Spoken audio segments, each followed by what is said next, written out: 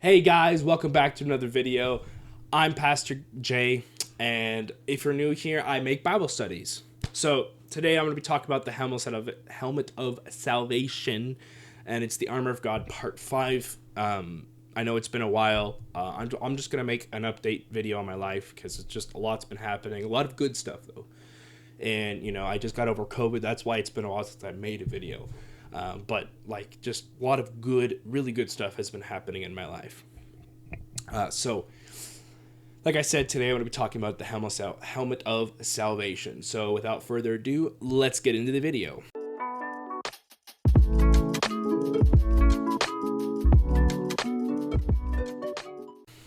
So, today I'm going to be giving my testimony, and it's going to be in relation to fear, anxiety, feeling of rejection, all that stuff, and how to protect ourselves from that. So that's what the helmet of salvation does. And salvation should be part of every Christian's testimony, because if it's not, you're not a Christian. I mean, if you weren't saved, you weren't saved, right? I don't know what else to say. So, all right. When I was in college,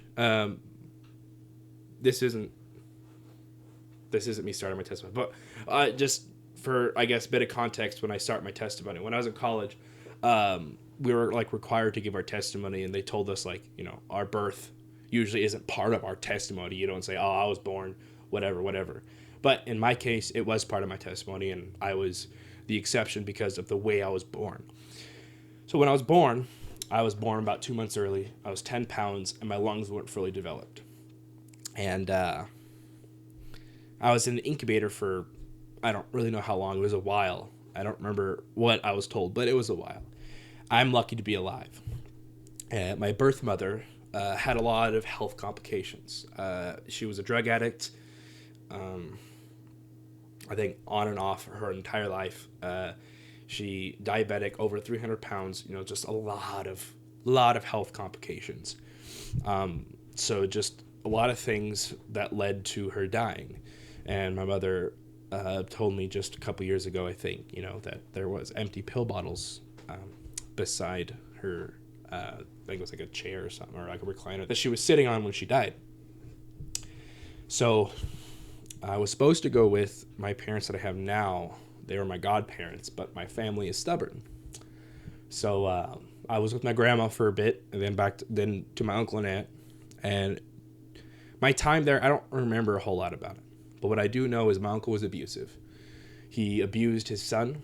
I was told he abused me.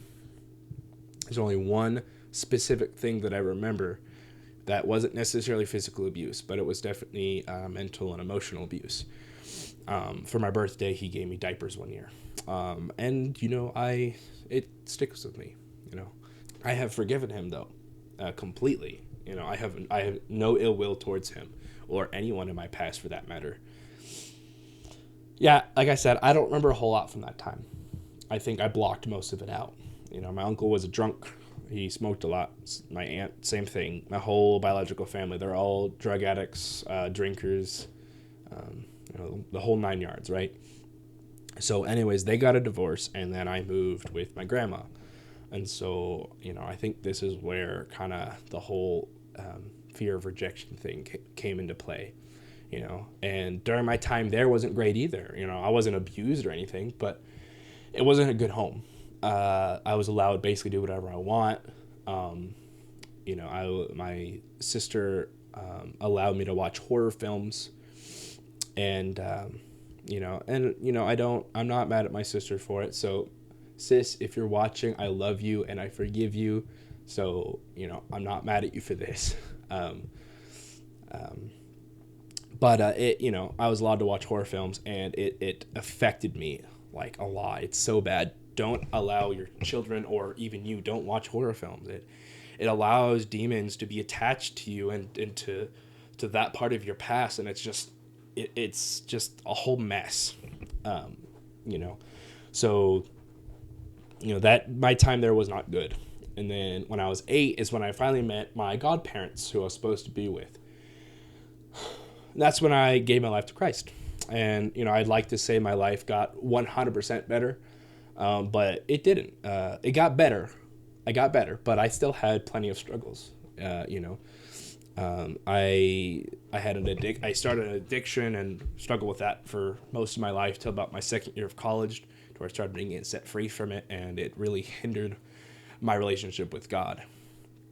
And it was just basically a lifelong struggle, you know.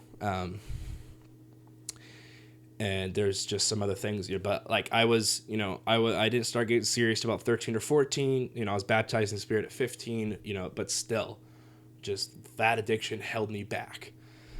And then, like I said, in college, my second year of college, it was just like a light bulb clicked, and it was like, I need to quit. I'm done. You know, and I still struggled a little bit, but it didn't control my life anymore.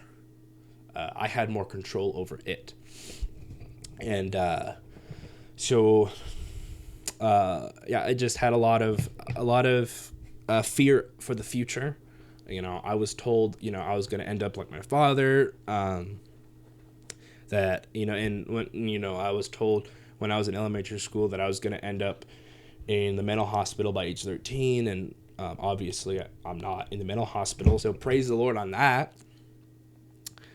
But just I had a lot of stuff like just talked over me, and it was all lies from Satan.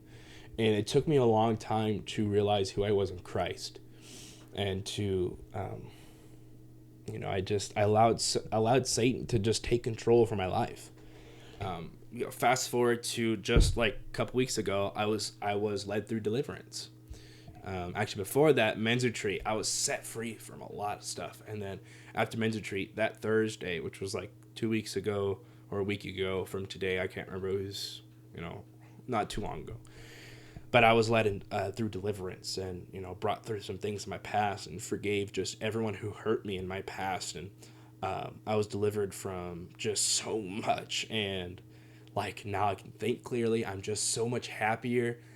I just have a passion to be in God's presence and just for everything, and just so excited for the future. And yeah, I mean, I'm excited. So that's my testimony. So salvation is what grounds us. It protects our minds. And we also need to be constantly watching what's going on in our minds. I can't reiterate that enough. Like I mentioned in my last video, I was diagnosed with bipolar 2. I believe I'm set free from it. And I struggled with a lot of fear and anxiety, and a lot of that stemmed from my past and things that happened in my past. I struggled with not letting that define me. And it's still a constant everyday battle for me. What was going on in my brain before I went through deliverance, and I'll play a sound because it's really the only thing that I can like explain into words what was going on. It was just a mess, and sometimes I would even give myself headaches because of how much my brain was just racing. And that sound probably wasn't the exact sound in my head, but you get the point of just how chaotic it was in my brain.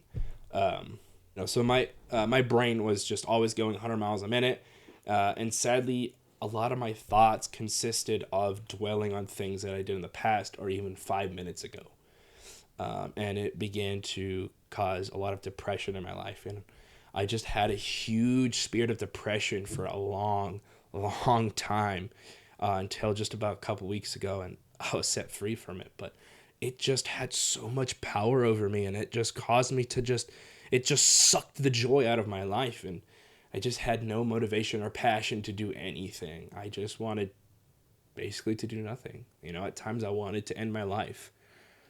Praise the Lord. Praise the Lord for God's joy and for God's peace. And a lot of the times I allowed my thoughts to dictate how I reacted to certain situations, and that's not what we're supposed to do.